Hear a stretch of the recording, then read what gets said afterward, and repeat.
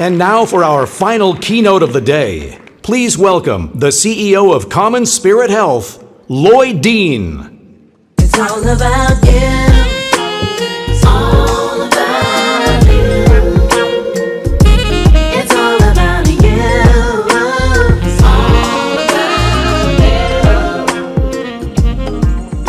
you. Good evening, good evening, good evening. First of all, I just want to say it is great to be here this evening, and I promise you that I will be brief in my comments because I know that I'm the thing that's between you and the happy hour. But what I would like to do in a few moments is just kind of share with you my vision and what my organization, some of the things that we're involved in, thinking about, that I think are relevant to why we are gathered here. I also want to just begin by saying that I flew in this morning from Southern California, and there's a lot of people right now that are displaced and are really going through some difficult times with the fire. So ask that you just kind of keep them in your thoughts. I also want to say a special thank you to David Feinberg, who you just heard, a good friend of mine, Andy Slavitt, Mark Cuban, who's just fantastic, Mark Gantz, you heard from Bernard Tyson, and to all of the amazing speakers that you have heard from earlier. We are very, very excited to be a part of this great gathering, because healthcare and health is something that not only am I concerned about, but I'm also very passionate about. And each of you are here because you share that passion. And when I think about the future of healthcare, particularly the expanding roles of like the Googles of the world, Apple and Amazon's moving into health, I get very, very excited about that. As we've already heard today, these technological innovations and these partnerships are driving the way that healthcare and the healthcare narrative in different ways that we have never, ever experienced before. I mean, just for a moment, consider the enormous amount of data that together we all produce, that technology platforms can synthesize quickly into actionable information for our patients, for our providers, and yes, for our communities. This in itself is fundamentally transformational we are at a different time than we've ever been in this country. And as leaders in health and healthcare, I think we should all be able to agree that these changes are good changes, but they're not enough. And together, ladies and gentlemen, we've got to do more. The demands on our systems are increasing. Our patients and our providers are asking for more of us in this field. So we have got to unleash this creativity, this innovation, these gifts that you in this room possess, so that we can change communities, change health status, and improve lives. So I ask you, how do we ensure that health and healthcare that's now available for many, but for not all, becomes available for all? How do we do that together?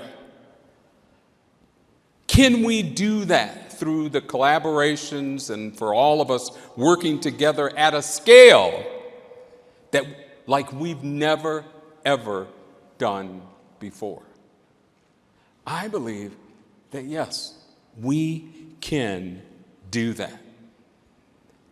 You know, there's been a lot written about, my organization, CommonSpirit Health, and we came together. We just merged Dignity Health with Catholic Health Initiatives. Now it's been about a year ago. But we didn't come together for scale. We came together to provide better care for more people because we believe that this nation is better than we are displaying to address the needs of healthcare in our great nation. We believe that with us working together, we can really change the narrative. We can change how healthcare and information is transferred from provider to provider, community, but most importantly, how can all of these innovations and all of these new technologies that each of you are involved in can improve lives and improve communities? And yes, we can do that. At our core, my organization, we have 175,000 employees who every day get up and show their dedication to creating new pathways for care in communities, and especially in communities where the most vulnerable and the voiceless reside. And while we are only one provider, and while this is our first year, our roots go back 150 years. But the driver for our two legacy organizations coming together wasn't to get big. When the sisters founded these organizations, it was to help people, to change lives, to make stronger and better communities. But as we sit here in 2019, if we are going to continue that quest, we can't do it without you. And in this room are many of the partners that my organizations and others that you've heard from have had the privilege of working with. And we want to work with more of you. We invest in startups. We invest in new innovations. We invest in new technologies because it's going to take all of us working together to get that outcome that I talked about earlier.